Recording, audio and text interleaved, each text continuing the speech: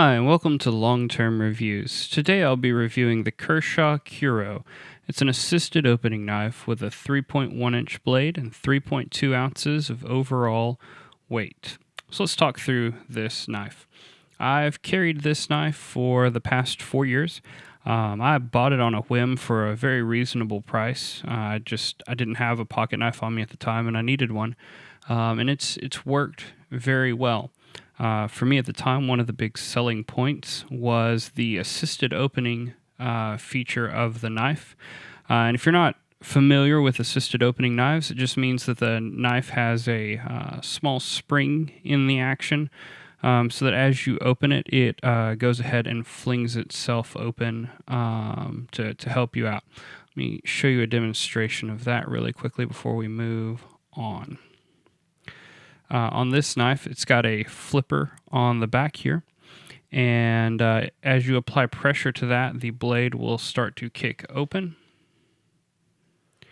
And once it kicks open past a certain point, it goes ahead and springs itself open and does lock open.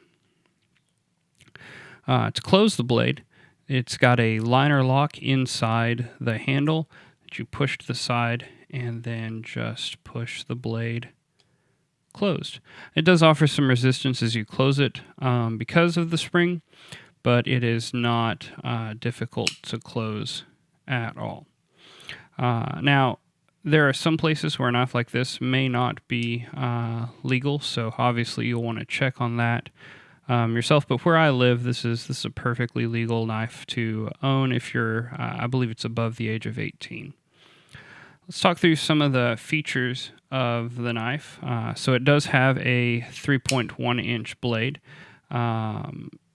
It does have a weight of 3.2 ounces. It doesn't feel incredibly heavy in my hand. There are lighter knives than this, though, for sure. You may look at the blade and notice that the blade might look a little different than some pocket knives that you're accustomed to seeing.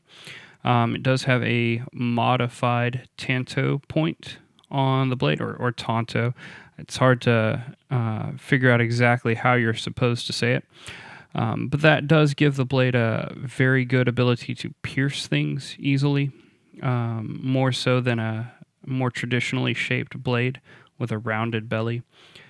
And having used it over 4 years, I can say that it does pierce packaging or whatever you may want to puncture holes in quite well.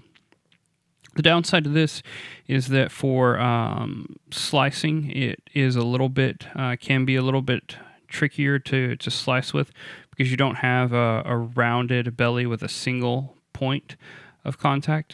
You can wind up using this corner here as sort of a point to slice with, but some people will say that it is more difficult to slice with. I never really noticed that being an issue, though, with this knife as I used it.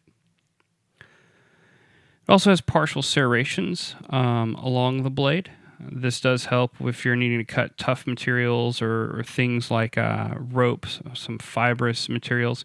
It can help to cut through that quickly. I've also noticed that cutting through things like zip ties can be a little bit easier if you sort of hang it on the serrations and then just kind of apply pressure, yank on it a little bit. It cuts through things pretty well that way. The blade steel is a type of stainless steel. It is 8CR13MOV. It's sort of a budget stainless steel that's manufactured in China.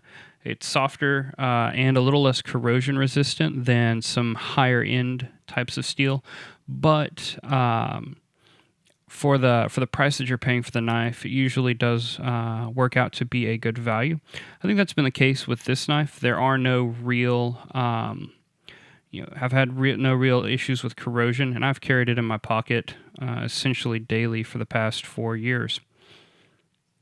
In terms of softness can be a good thing or a bad thing. It does make it easier to sharpen the blade yourself. But it does mean that the blade will retain an edge for less time. It also makes the blade a little less likely to chip the edges, and I haven't had a problem with the blade chipping at all. It's got a black oxide coating on the blade. There's not really anything special there. If you look closely, let me zoom in here. If you look closely, you can see that that coating has some wear and is exhibiting some wear on this knife. But it's been a good finish overall. Gives it a nice appearance, gives it a nice look. So I've appreciated that as well. It also has a reversible pocket clip. The clip on the blade can be put, let me close this up. The clip on the back side, right now it's set up so that I could carry it in my pocket, in my right hand pocket. You can move the clip down so that it carries the knife a little more inverted, or you can move it to the other side as well. There's 3 different places that you can place the pocket clip. It won't let you flip it around and put it here at the top, though, on the other side. So it's not equally reversible, but it is reversible. If you're left-handed, you could easily carry this in your pocket by moving the pocket clip around. I've already mentioned that it is assisted opening, and that's a feature that's really nice. You can open it one-handed without having to fumble with your thumb. It's just very, very easy to open. So I've enjoyed that feature of this knife a lot. And it's been really nice in terms of just ease of accessing the knife and opening it up. It does have a liner lock on the inside of the liner, and if we can see right there, yeah, right there. To close the knife, and it is quite secure. I'm applying a fair little bit of torque here, and it's not going to close on me.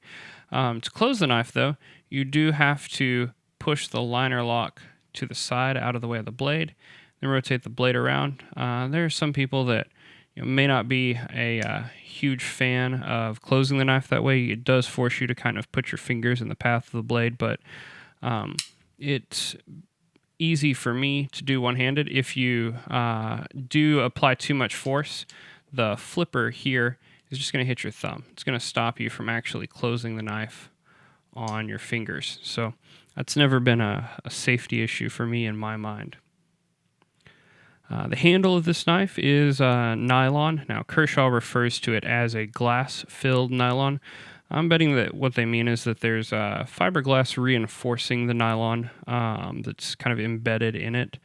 I'm not 100% sure, but I kind of imagine that that's what they mean by that.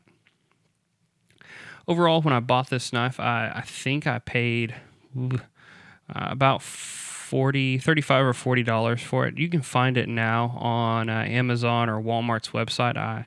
Right before I shot this, looked and found it for anywhere from $19.99 to $24.99. The fact that I've had this knife for at least 4 years and have carried it every day and have used it with really zero problems, I think does speak to the value of this knife overall. If I had it to do over again, I would certainly purchase this knife again. I'm looking at carrying a different knife now that I purchased more recently, not because this knife has failed me at all, but because I've just always kind of wanted a little bit of a nicer, higher quality knife perhaps than this, and recently acquired one. So I'll be carrying it instead of this one. But I'm not throwing this one away or giving it away by any means. I'll hang on to it. It's been a great knife over the last several years. So if you have any questions or any comments to add about this knife, feel free to add them in the comments below. If you've liked this video, feel free to subscribe to this channel and like the video. And go ahead and check out my other videos as well. I've got several videos at this point about everyday carry sorts of things, and intend to put more up in the future. So, as always, thanks for watching.